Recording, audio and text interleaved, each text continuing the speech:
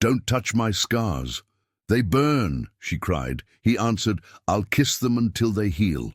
The dust settled on the lone figure riding slowly into Redemption Creek, a small mining town nestled in the foothills of the Colorado Rockies. Samuel Blackwood sat tall in his saddle, his weathered face partially hidden beneath the wide brim of his Stetson.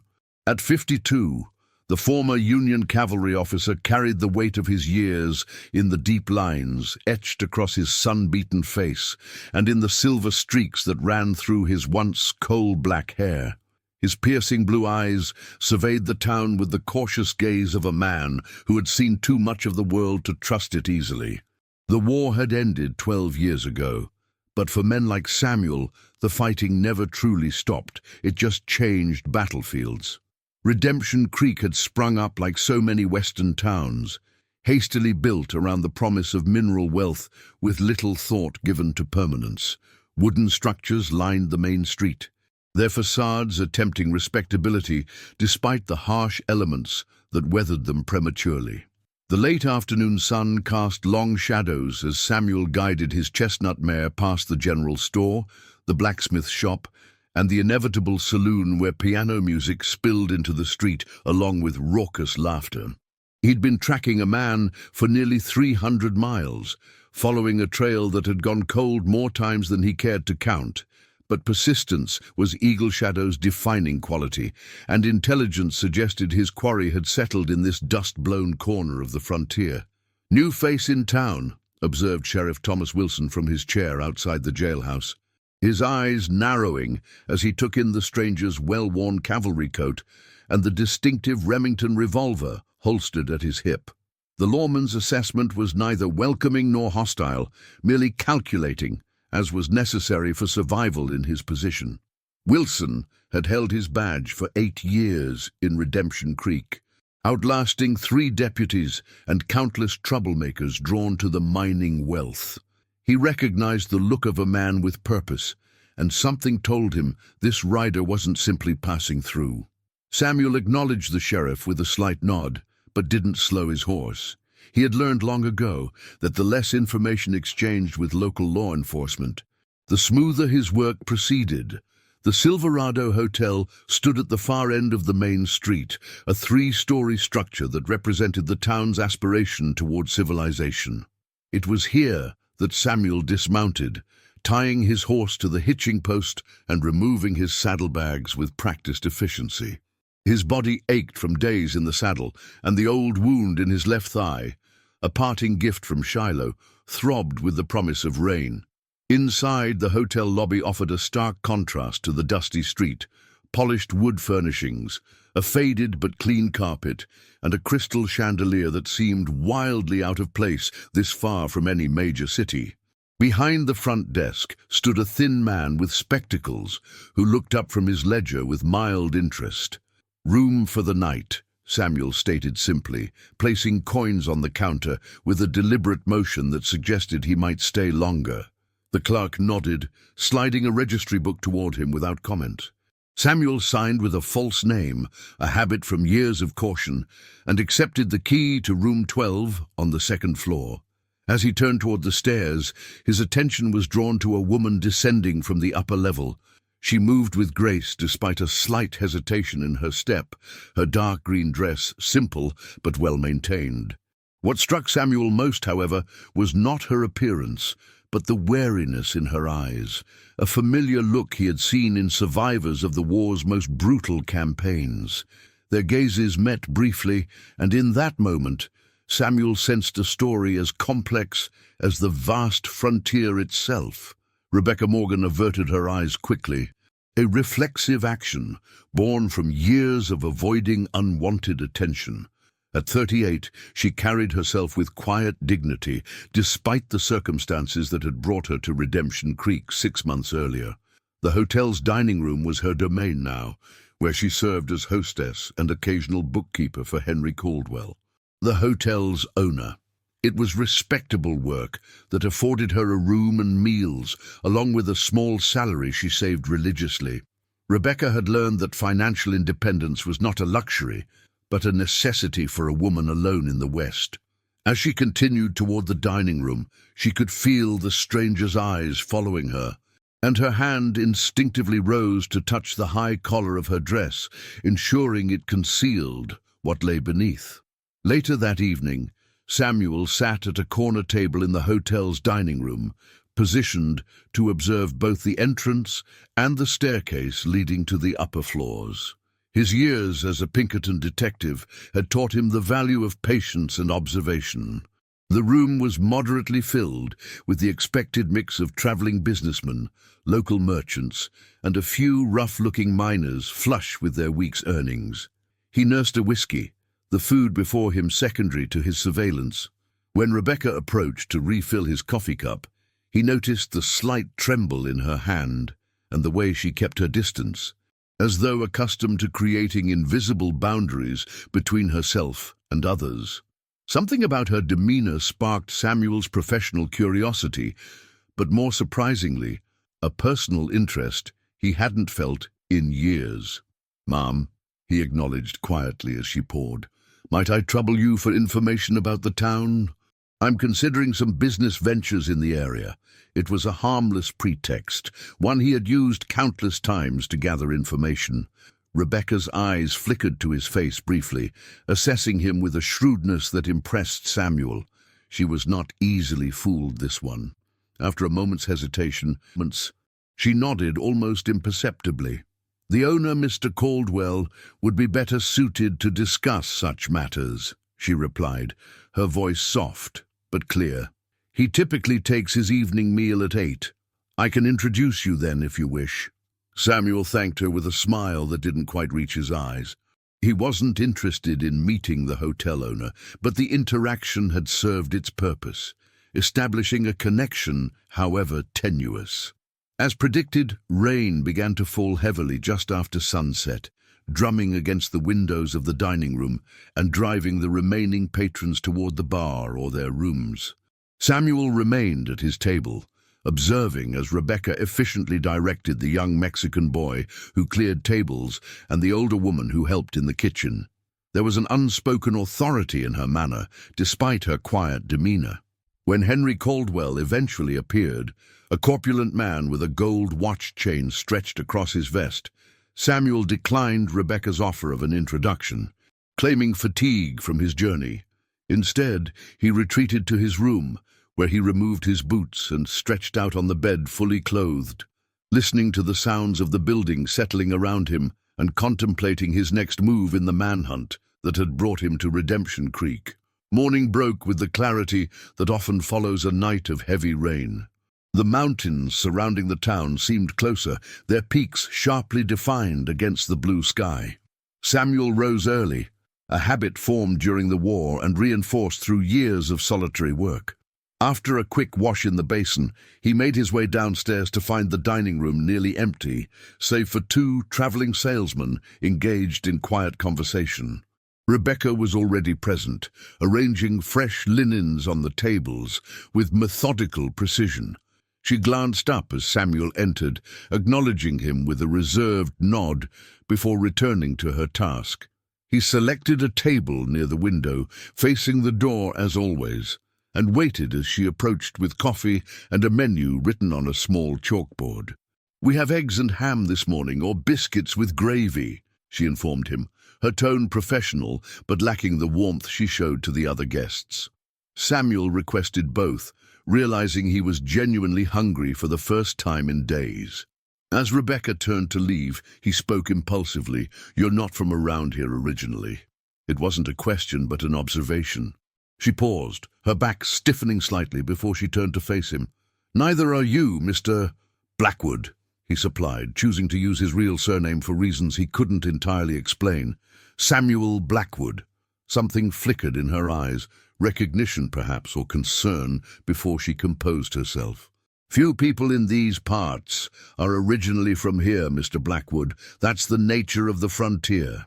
With that, she left to place his order, her posture rigid with unspoken tension. Sheriff Wilson entered the dining room as Samuel was finishing his meal, the lawman's eyes immediately finding the newcomer. With deliberate casualness, Wilson approached Samuel's table, removing his hat as he did so. "Mind if I join you for a moment?" he asked, though his tone made it clear it wasn't really a request.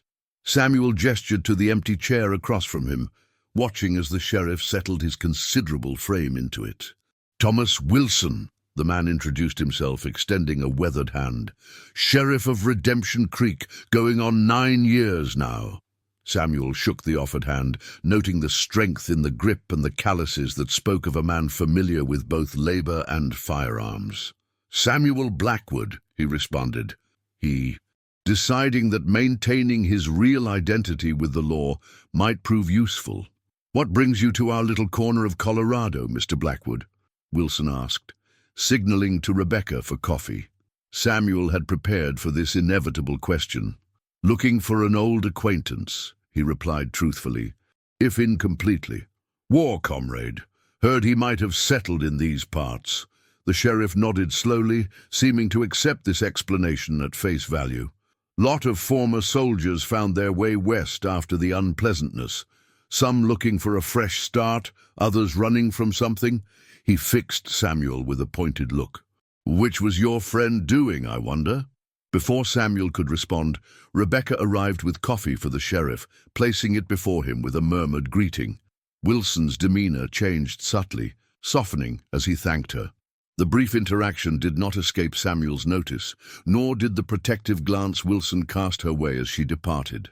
Throughout the day, Samuel methodically explored Redemption Creek, familiarizing himself with its layout while making casual inquiries about his target, James Hollister, formerly Captain James Hollister of the 7th Pennsylvania Cavalry. The name elicited no recognition from the locals he questioned, which didn't surprise Samuel. Men like Hollister rarely kept their real names when reinventing themselves in the West. By late afternoon, Samuel had established that the town's prosperity centered around the Three Sisters Mine, located 2 miles north. That most major business decisions required the approval of a man named Edward Rutledge, who owned both the mine and the bank, and that trouble, when it occurred, typically originated at the Nugget Saloon, where miners and cowboys from the surrounding ranches often clashed. What he hadn't uncovered was any trace of his quarry, but Samuel's years as a detective had taught him that patience often yielded results where direct questioning failed. As dusk approached, Samuel found himself drawn back to the Silverado Hotel. The dining room was busier than the previous evening, with most tables occupied by the time he arrived. Rebecca moved efficiently between tables, her face composed in a pleasant mask that revealed nothing of her thoughts. When she approached his table, Samuel noticed dark circles beneath her eyes that hadn't been there that morning. "We have roast beef tonight," she informed him, her voice slightly hoarse, as though she'd been arguing or perhaps crying. Before he could respond, a commotion at the entrance drew their attention. 3 men had entered, their expensive suits and confident demeanor marking them as men of importance in the small community. The oldest among them, a silver-haired gentleman with a neatly trimmed beard, surveyed the room with the proprietary air of someone accustomed to deference. "Mr. Rutledge," Rebecca acknowledged, her voice barely audible to Samuel. The change in her was immediate and dramatic. Her shoulders tensed, her complexion paled, and her hand gripped the back of the chair beside her with such force that her knuckles whitened. Samuel observed the mining magnate with renewed interest, noting the way the man's cold eyes swept across the room before settling on Rebecca with an expression that made Samuel's jaw tighten instinctively. "Miss Morgan," Rutledge called out, his voice carrying the cultured tones of Eastern privilege. "I trust you have our table ready?" Rebecca nodded stiffly, gesturing toward a reserved table by the far window. As she led the party across the room, Samuel caught the subtle flinch when Rutledge placed his hand briefly on her lower back. A seemingly innocent gesture that nonetheless carried an undercurrent of possession. Samuel watched the interaction with growing unease, his experienced eye detecting the dynamics at play. When Rebecca returned to take his order, he kept his tone casual. "Mr. Rutledge seems an important man in town."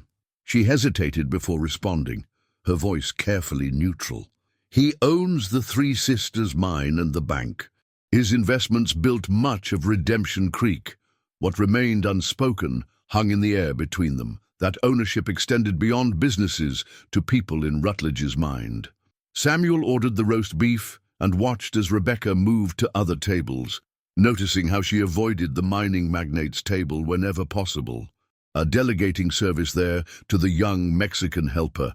When Rutledge departed an hour later, he stopped at the entrance to the dining room, his gaze finding Rebecca across the space with an intensity that carried clear meaning. This was not finished business. Later that night, unable to sleep, Samuel stepped onto the small balcony outside his room that overlooked the rear garden of the hotel.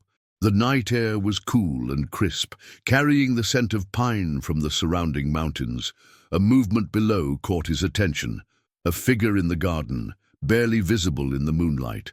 Rebecca stood among the herb beds, her arms wrapped around herself as though cold, despite the shawl draped over her shoulders. Even from a distance, Samuel could see the slight shaking of her body that suggested silent weeping. He withdrew quietly, feeling like an intruder on a private moment of despair. Whatever burden Rebecca Morgan carried, it went beyond the usual hardships of frontier life. As he returned to his bed, Samuel found his thoughts dividing between the manhunt that had brought him to Redemption Creek and the mystery of the woman in the garden. Morning brought clarity to one aspect of Samuel's mission. While taking breakfast at the hotel, he overheard a conversation between two miners discussing operations at the Three Sisters mine. The name Victor Hammond was mentioned, the mine's foreman and Rutledge's right-hand man. Something in the description triggered Samuel's instincts, and by midday he had confirmed his suspicion through careful observation of the man leaving the mine office. Victor Hammond was James Hollister, the man Samuel had tracked across 3 states. The revelation brought both satisfaction and complication. Hollister had clearly established himself in a position of considerable influence, protected by Rutledge's power and wealth. Extracting him would require careful planning, particularly since Samuel preferred to take his quarry alive to face the justice that awaited him in Pennsylvania for the murder of 2 former soldiers from his unit. Samuel spent the afternoon observing Hammond's movements from a distance, noting his routine and the armed men who seemed to function as both mine security and personal protection. As he was returning to the hotel, he encountered Sheriff Wilson outside the general store. The lawman fell into step beside him, lighting a cigar before speaking. "Funny thing, Mr. Blackwood. Been asking around about you. Telegraph office in Denver says you're well known to them. Former Pinkerton man turned bounty hunter." Wilson took a long draw on his cigar, exhaling smoke that hung in the still air between them. "Now, that makes me wonder what kind of old acquaintance brings a man like you to my town." Samuel measured his response carefully, aware that the sheriff could be either an obstacle or an ally. "The kind that left widows and orphans behind," Samuel replied evenly, meeting Wilson's gaze directly. "The kind that thinks a new name and a powerful friend can erase past sins." Understanding dawned in the sheriff's eyes, followed by something like resignation. "Hammond," he stated flatly, more confirmation than question. Samuel nodded once, watching Wilson's reaction closely.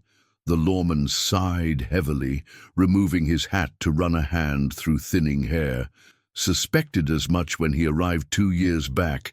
Man's too comfortable with violence to have been just a mining engineer before. He replaced his hat, his expression troubled. "But he's Rutledge's man now, and in Redemption Creek that carries weight. Even with a badge, my hands are often tied when it comes to Rutledge's interests." "I'm not asking for your help, Sheriff," Samuel clarified. "Just your non-interference when the time comes." Wilson studied him for a long moment before responding. "I uphold the law here, Blackwood, but the law has limitations in places like this, where money speaks louder than justice." He tapped ash from his cigar, his eyes narrowing. "There's something else you should know. Rebecca Morgan—" Wilson paused, seeming to choose his words carefully. "She came to Redemption Creek about 6 months ago, seeking work. Rutledge took an interest in her immediately, offered her a position managing one of his boarding houses. When she declined, things got complicated. Henry Caldwell gave her sanctuary of sorts at the hotel, but Rutledge isn't a man who accepts rejection gracefully. The implications hung heavy in the air between them. "What's her connection to Hammond?" Samuel asked, feeling a tightening in his chest that had nothing to do with his professional interest in the case. Wilson shook his head slowly.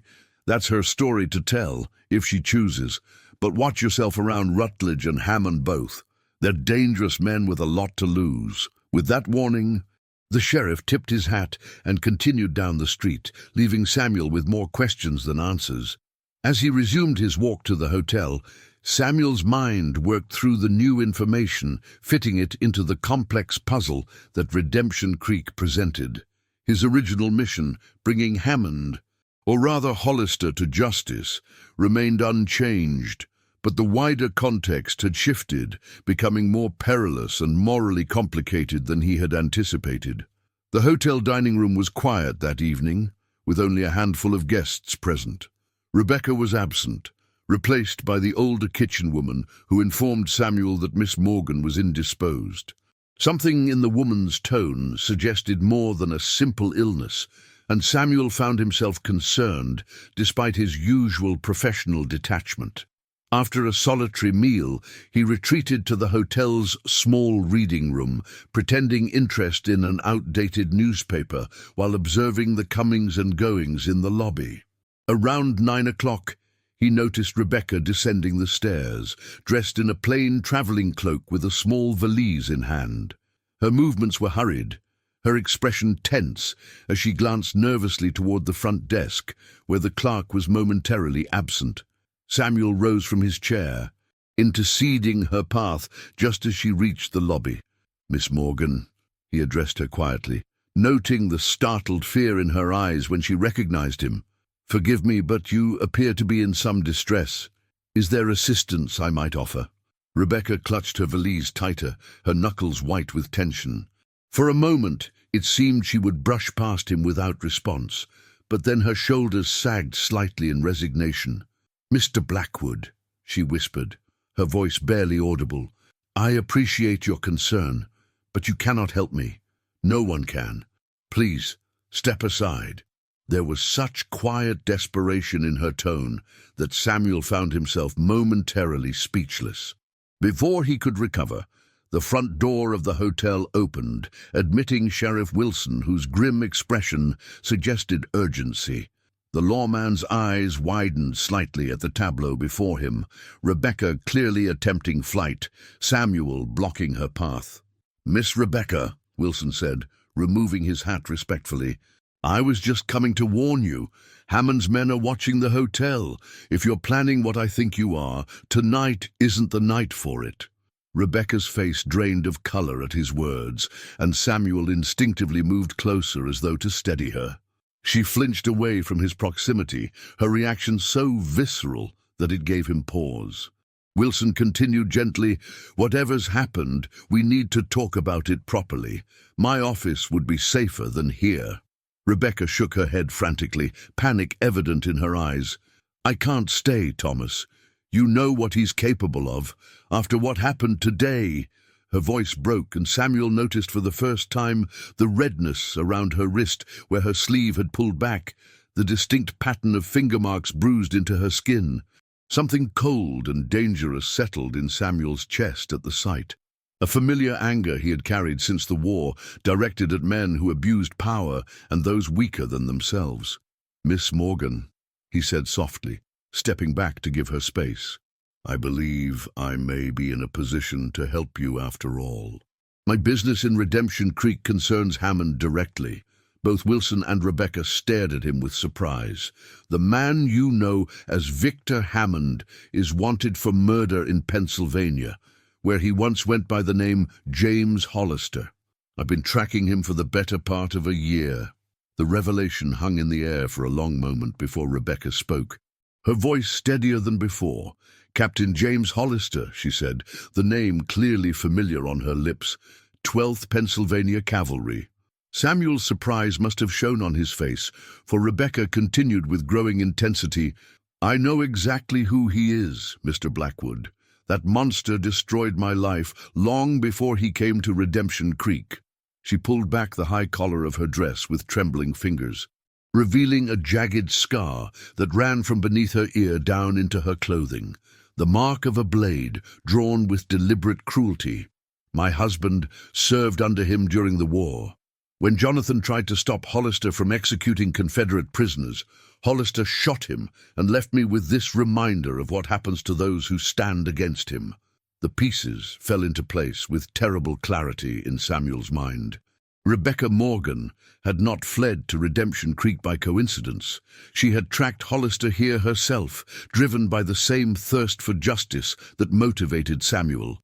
Sheriff Wilson broke the tense silence that followed. "This changes matters considerably. Come to my office, both of you. We need to discuss this away from prying ears." The three made their way through the back exit of the hotel, moving cautiously through the shadows of the alley toward the jailhouse. Once inside Wilson's private office, Rebecca sank into a chair, the valise still clutched in her lap like a shield. Samuel remained standing, his mind working through the implications of what he had learned. "How long have you known Hammond was Hollister?"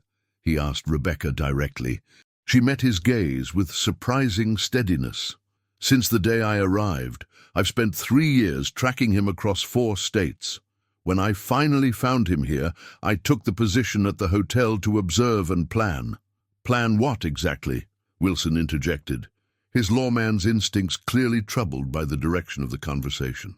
Rebecca's expression hardened, revealing the steel beneath her reserved exterior. "Justice, Sheriff, the kind the courts failed to provide when Hollister's influential family protected him from prosecution after the war." She turned to Samuel, her eyes searching his face. "You're here to bring him in alive, aren't you? To stand trial back east?" When Samuel nodded confirmation, bitter disappointment flashed across her features. "Then we have different purposes, Mr. Blackwood. I didn't come all this way to watch him talk his way out of justice again." The vehemence in her tone made it abundantly clear what form of justice Rebecca had in mind. Samuel exchanged a glance with Wilson, who looked profoundly uncomfortable with the turn of events. "Miss Morgan," Samuel began carefully, "I understand your desire for vengeance. Believe me, I do. But killing Hollister won't bring your husband back, and it will certainly see you hanged." Rebecca laughed hollowly, a sound devoid of humor. "You think I fear death, Mr. Blackwood, after what I've endured?" Her fingers unconsciously traced the scar on her neck. "Hollister took everything from me. My husband, my home, my dignity. All I have left is the promise I made at Jonathan's grave." The raw pain in her voice stirred something deep within Samuel, memories of his own losses during the war, faces of those he had failed to protect, the emptiness that had driven him to hunt men like Hollister across the vastness of the frontier. Wilson cleared his throat awkwardly. "There's more you both should know," he said, his expression grave. "Rutledge didn't take interest in Rebecca just because she's a handsome woman. He recognized her from somewhere, has been pressing her to marry him almost since she arrived." He turned to Rebecca with apology in his eyes. "I had one of my deputies look into Rutledge's past. Before he made his fortune in mining, Edward Rutledge served as a major in the Pennsylvania militia. He and Hollister knew each other during the war." Rebecca's eyes widened at this revelation, her hands gripping the arms of her chair. "That explains," she whispered, more to herself than to the men. "Today, when Rutledge cornered me in the storeroom, he said he knew why I was really in Redemption Creek. He said Hollister had recognized me weeks ago. Which means they're both aware of the danger you pose," Samuel concluded grimly. "Your attempted departure tonight would likely have ended badly." Wilson nodded agreement. "Hammond Hollister has 4 hired guns staying at the Nugget. They arrived yesterday on the afternoon stage." The implications were clear. Rebecca's time had run out. Whatever plans she had made were now compromised, and her life was in immediate danger. Samuel made a decision then, one that went against his usual methodical approach. "Sheriff, can you provide safe haven for Miss Morgan tonight?" Wilson nodded. "The cells are empty, not comfortable, but secure." Samuel turned to Rebecca, his expression serious. "I need you to trust me, Miss Morgan. Stay here tonight while I deal with some preparations. Tomorrow we'll confront Hollister together, but we'll do it my way." Rebecca studied him intently, as though trying to read his true intentions. Finally, she nodded once, a sharp movement that conveyed reluctant agreement rather than trust.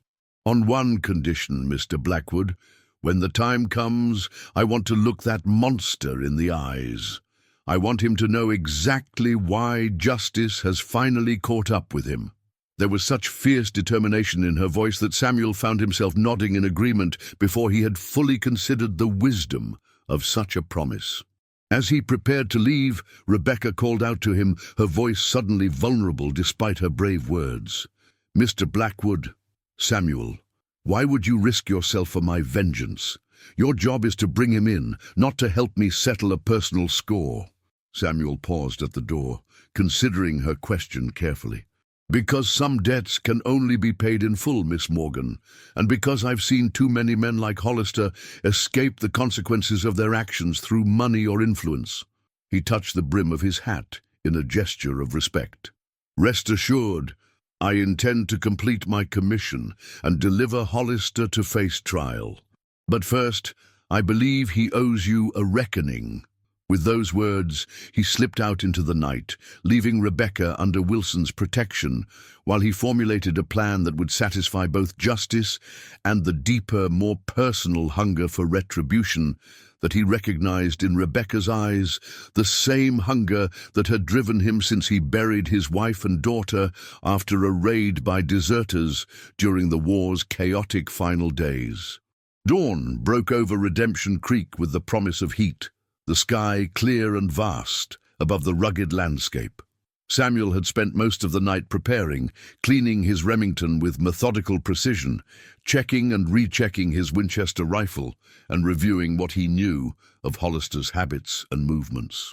By the time he returned to the sheriff's office, he had formulated a strategy that minimized risk while maximizing their chances of taking Hollister alive, though a part of him wondered if delivering the man to Pennsylvania justice was truly more righteous than allowing Rebecca her vengeance. Wilson greeted him with a grim nod, leading him to the back room where Rebecca had spent the night. She sat on the edge of a narrow cot, her composure restored despite the circumstances, her hair neatly arranged and her dress as proper as ever, save for the wrinkles from sleeping in it. "Mr. Blackwood," she acknowledged him, rising to her feet with quiet dignity. "I hope you've come with a plan rather than advice to flee town." The steel in her voice impressed Samuel anew. This was not a woman who would be easily dissuaded from her course.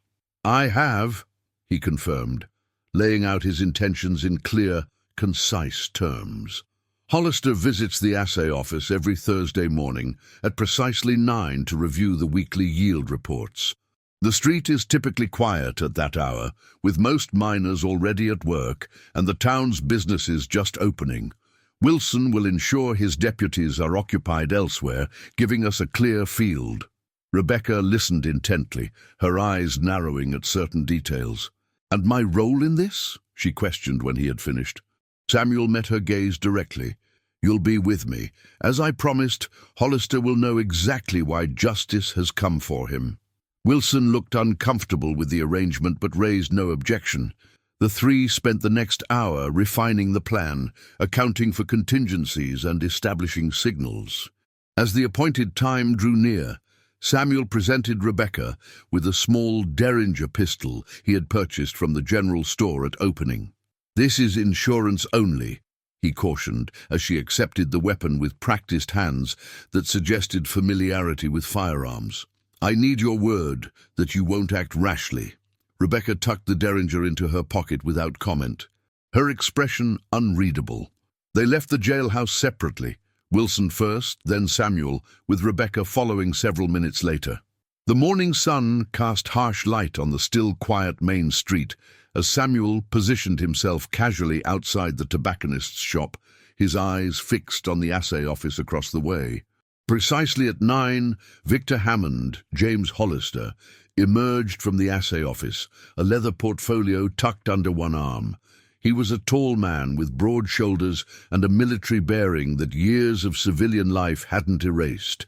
His beard was neatly trimmed, his clothes expensive but practical for the frontier, and the gun at his hip well worn and positioned for easy access.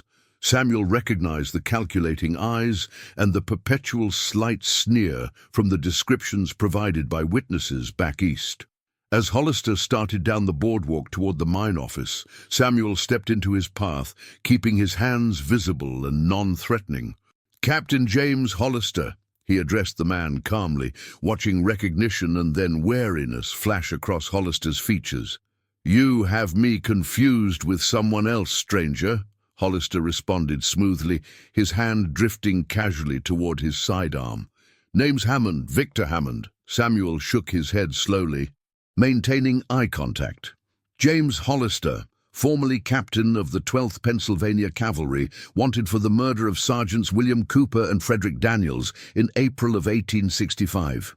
He produced a folded paper from his coat, the wanted notice that authorized his manhunt. "I'm here to escort you back to Philadelphia to stand trial." Hollister's expression hardened, his eyes darting briefly to either side of the street, assessing escape routes and potential assistance. Finding none, Wilson had ensured the street remained unusually empty. He returned his attention to Samuel with a cold smile that never reached his eyes. "You're making a serious mistake," Hollister warned, his voice lowered. "I have powerful friends in Redemption Creek. Even if I was this Hollister, which I'm not, you wouldn't make it to the county line with me." Samuel remained impassive, having anticipated this response. "Your friend Rutledge can't help you now, Captain. This is between you and the law." At the mention of Rutledge, Hollister's confidence visibly faltered for an instant before he recovered his composure. "I don't know what game you're playing, Bounty Hunter, but I suggest you leave town while you still can." He attempted to step around Samuel, who shifted smoothly to block his path once more. Tension crackled between them. The confrontation balanced on a knife's edge of potential violence. It was at this precise moment that Rebecca appeared, stepping out from the shadowed alley beside the assay office. "Hello, Captain Hollister," she called out, her voice carrying clearly in the morning stillness. Hollister froze at the sound, his face draining of color as he turned slowly toward the source. Rebecca advanced steadily, her head held high, her eyes never leaving the man who had destroyed her life. As she drew closer, she deliberately pulled aside her collar, revealing the full extent of the scar that marred her neck and disappeared beneath her clothing. "Do you remember me now? Rebecca Turner, though I go by Morgan these days. Jonathan's wife." The name struck Hollister like a physical blow, and for the first time, Samuel saw genuine fear in the man's eyes. "You're dead," Hollister whispered, his voice hoarse with shock. "I made sure of it." The admission, unintended but damning, hung in the air between them. Rebecca smiled coldly, stopping several paces away from him. "You tried, Captain. You left me for dead in our burning home after you murdered Jonathan for having a conscience you lacked. But it seems God had other plans for me." She withdrew the derringer from her pocket, holding it steadily despite the emotion evident in her voice. "I've spent 3 years tracking you, living with one purpose, to see justice done for my husband and for myself." Hollister's hand moved toward his gun, but Samuel's voice cut through the tension. "I wouldn't, Captain. My Remington is already aimed at your back, and Miss Morgan seems determined. One wrong move, and you'll never see Philadelphia." The standoff held for several heartbeats, with Hollister's gaze darting between Samuel and Rebecca, calculating his odds. Finally, his shoulders slumped in resignation, though his eyes remained cold and watchful. "What do you want, Rebecca?" he asked, his tone suggesting he still believed there might be negotiation possible. "Money? Is that it? I have plenty now, enough to make this bounty hunter reconsider his commission." Rebecca's laugh was harsh, devoid of humor. You think this is about money? You took everything from me, Hollister. My husband, my home, my future. There's only one payment that will settle that debt. She raised the derringer, aiming with unwavering precision at his heart. Samuel tensed, uncertain whether she would honor their agreement or take matters into her own hands. Rebecca, Samuel said softly, using her given name for the first time. Remember what we discussed. A quick death is too merciful for him. Let him face the families of all his victims in a courtroom. Let the world know what he did.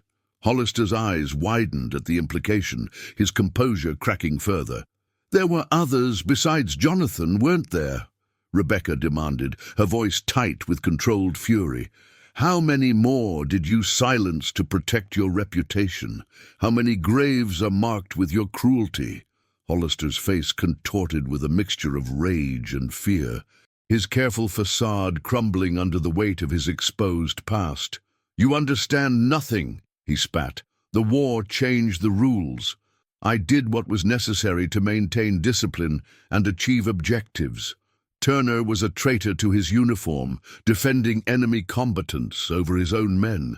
The words seemed to strike Rebecca physically, and for a moment, Samuel feared she would pull the trigger despite their agreement.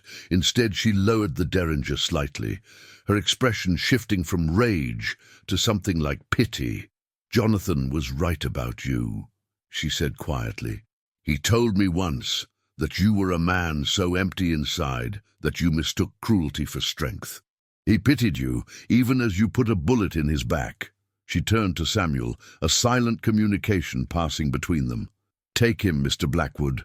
I've seen what I needed to see. Relief washed through Samuel as he moved forward, withdrawing handcuffs from his coat pocket. James Hollister, you're under arrest for the murders of William Cooper, Frederick Daniels, and Jonathan Turner. You'll be transported to Philadelphia to stand trial for these crimes and any others the court sees fit to charge you with. As Samuel secured the cuffs around Hollister's wrists, a shot rang out, the report echoing between the buildings. Instinctively, Samuel pushed Rebecca to the ground, shielding her with his body as he drew his Remington. Hollister, despite his restrained hands, attempted to bolt toward the nearest alley. Before he could take 3 steps, a second shot struck the dirt at his feet, halting his escape. From the upper window of the hotel, Sheriff Wilson's deputy leveled a rifle. Covering the street, Wilson himself appeared from the doorway of the general store, his revolver drawn. "That's far enough, Hammond," the sheriff called out. "Or should I say, Hollister?" The planned contingency had activated perfectly, ensuring Hollister had nowhere to run. But the first shot had come from neither the deputy nor Wilson. Its source became apparent as Edward Rutledge emerged from the shadows near the bank, a smoking pistol in his hand. "I'm disappointed, Victor," Rutledge addressed Hollister coldly. "When I brought you to Redemption Creek, it was with the understanding that your past indiscretions would remain buried. Yet here you are, exposed by a woman you failed to kill properly." The mining magnate's refined voice carried an edge of menace that sent a chill down Samuel's spine. Rutledge turned his attention to Rebecca, who had regained her feet and stood defiantly beside Samuel. "And you, my dear, I offered you protection, position, even my name. Instead, you conspired with this bounty hunter." His eyes narrowed dangerously. "That was unwise." Samuel stepped forward, placing himself between Rebecca and Rutledge's aimed pistol. "Lower your weapon, Rutledge. This is a legal arrest, sanctioned by the courts of Pennsylvania and now supported by local law enforcement." Rutledge's cold laugh held no humor. "You misunderstand the situation, Mr. Blackwood. The law in Redemption Creek extends exactly as far as I allow it to." He gestured with his free hand, and 4 men appeared from various positions around the street, the hired guns Wilson had mentioned. The situation had deteriorated rapidly, shifting from a controlled arrest to a potentially deadly confrontation. Samuel assessed their odds grimly. Himself, Rebecca, Wilson, and 1 deputy against Rutledge. his 4 men, and possibly Hollister if he managed to free himself. Before anyone could make another move, however, the distinctive sound of a shotgun being cocked cut through the tension. Henry Caldwell stood in the doorway of the hotel, a double-barreled shotgun leveled at Rutledge's back. "That's enough." "Edward," the hotel owner called out, his voice surprisingly authoritative for a man who had seemed so obsequious in previous encounters. "Miss Morgan isn't the only one who's been waiting for justice." Other townspeople began to emerge from doorways and alleys, the blacksmith with a heavy hammer, the general store owner and his sons with rifles, several miners with determined expressions and various improvised weapons. Wilson seized the moment, addressing the gathering crowd. "Mr. Rutledge and his associate Hammond, or rather Hollister, have been deceiving this town.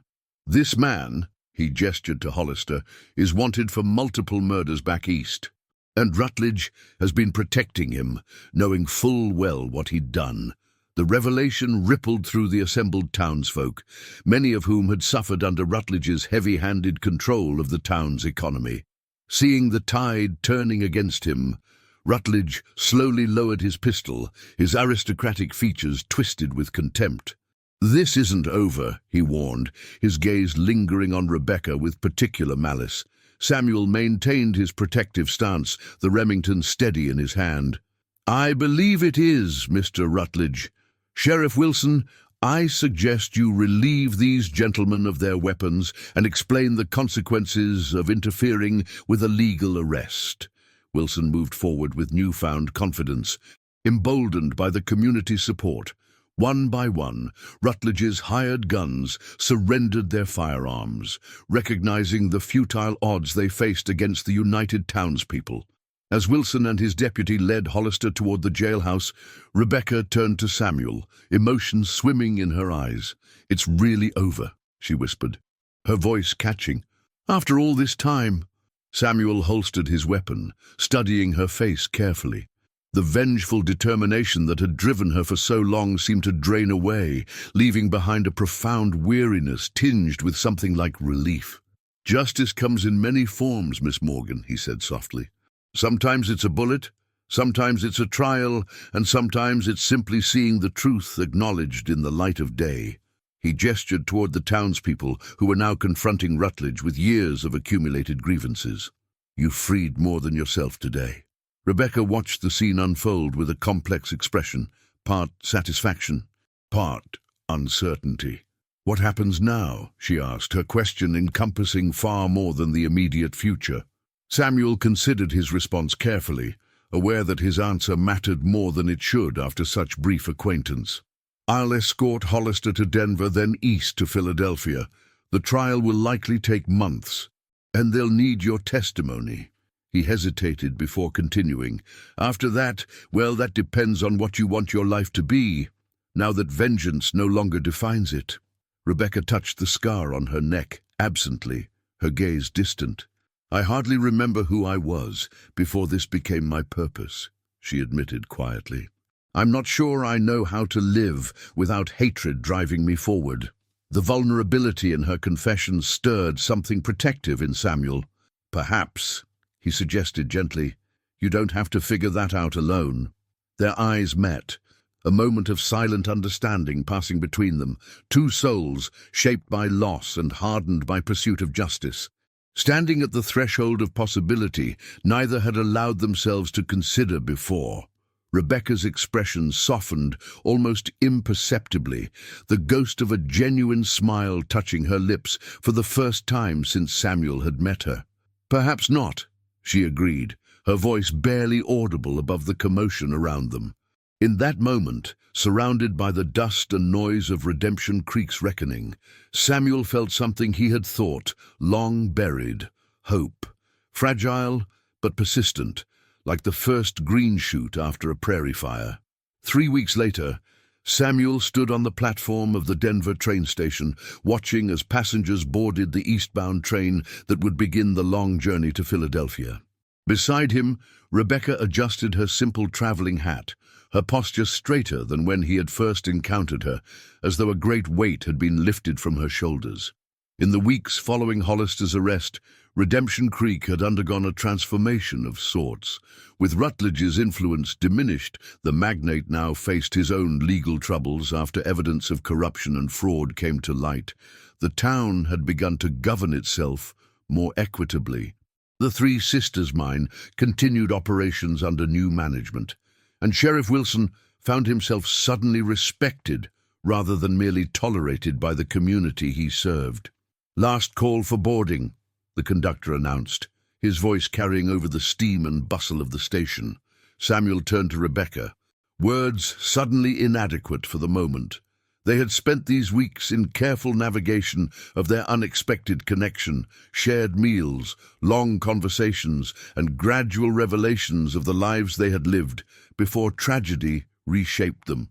Samuel had told her of his wife and daughter, lost to deserters' violence in the war's final days, and of his subsequent years hunting men who believed themselves beyond the reach of justice. Rebecca had shared memories of Jonathan, not just his death, but his life, his kindness, his principles, and the love they had shared before Hollister destroyed it all. Between them had grown something neither had anticipated, a fragile trust, a tentative understanding, perhaps even the first delicate tendrils of affection. "It's time," Samuel said simply, lifting her small trunk with ease. Rebecca nodded, her eyes meeting his with a mixture of apprehension and resolve. Philadelphia, then the trial, and after that, she left the sentence unfinished. The future beyond Hollister's prosecution, still uncertain territory for both of them. Samuel carried her trunk to the train, helping her board before passing the luggage to the porter. Standing on the steps of the passenger car, Rebecca turned back to him, hesitating as though there were words still unspoken between them. Samuel removed his hat, holding it respectfully as he looked up at her. "I'll join you in Philadelphia in 2 weeks, after I've concluded some business in Chicago," he reminded her. "The prosecution has arranged accommodations for you near the courthouse." Rebecca nodded, but made no move to enter the car. Instead, she descended one step, bringing herself closer to eye level with Samuel. "Before I go," she said softly, her voice pitched for his ears alone despite the busy platform around them, "there's something I need to say." She reached up slowly, her fingers brushing the scar at her neck in what Samuel had come to recognize as an unconscious gesture. "For 3 years, this mark has defined me. My pain, my purpose, my isolation. I've hidden it from the world and used it to fuel my search for vengeance." Her fingers trembled slightly as she continued. "When you first saw it, I expected pity or revulsion. Instead, you saw me, not just my scars or my suffering, but me." Samuel felt something catch in his throat, emotion rising unbidden. "Rebecca," he began, but she shook her head gently, silencing him. "Let me finish, please. The night before Hollister's arrest, when you laid out your plan, you asked me why I flinched whenever anyone came near me. I couldn't answer then." Her eyes held his. "Vulnerable yet determined. It burns, Samuel. Even years later, my scars burn when touched, not just with physical pain, but with all the memories of that night, all the horror and loss." A single tear escaped, tracking down her cheek as she continued. "I've believed that was permanent, that I would always burn with that pain, that hatred, that fear." The train whistle sounded, signaling imminent departure. Rebecca's hand moved from her own scar to touch Samuel's weathered cheek, the contact brief but deliberate. "But these past weeks have shown me something I never expected, that healing might still be possible, that I might someday feel something besides burning when touched by someone who sees beyond the scars." The conductor called the final boarding, and Rebecca straightened, composing herself with visible effort.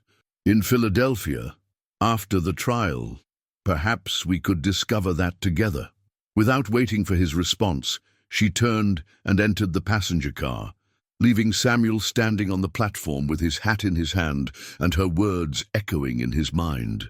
As the train pulled away from the station in a cloud of steam and coal smoke, Samuel remained motionless, watching until it disappeared around the bend. Only then did he replace his hat and turn toward the city, his steps more purposeful than they had been in years. There was business to conclude in Chicago, another fugitive, another commission. But for the first time since he had buried his family, Samuel Blackwood found himself looking beyond the next manhunt, beyond justice and retribution, to possibilities he had long ago resigned himself to never experiencing again. Rebecca's words played in his mind as he walked. "Don't touch my scars, they burn," she had said that night in the sheriff's office when he had reached out instinctively to examine her injured wrist. His response, spoken without thought but with complete conviction, returned to him now. "I'll kiss them until they heal." It had been an impulsive promise. Born of compassion and a protectiveness he had thought himself incapable of feeling again. Now, as he made his way through the streets of Denver toward his hotel, Samuel recognized it for what it truly was, not just comfort offered in a moment of vulnerability, but a pledge to a shared future where healing might replace burning, where scars might become testaments to survival rather than reminders of trauma. The journey would not be easy. Both carried wounds deeper than those visible on their skin. But for the first time in longer than he could remember, Samuel Blackwood walked with the lightness of a man who had found something worth pursuing beyond justice. In Philadelphia, after Hollister faced his reckoning, a different kind of future awaited, one built not on vengeance or loss, but on the fragile, powerful possibility of redemption. If you like this story, please like this video, subscribe to the channel, and share your impressions of this story in the comments. To listen to the next story, click on the box on the left.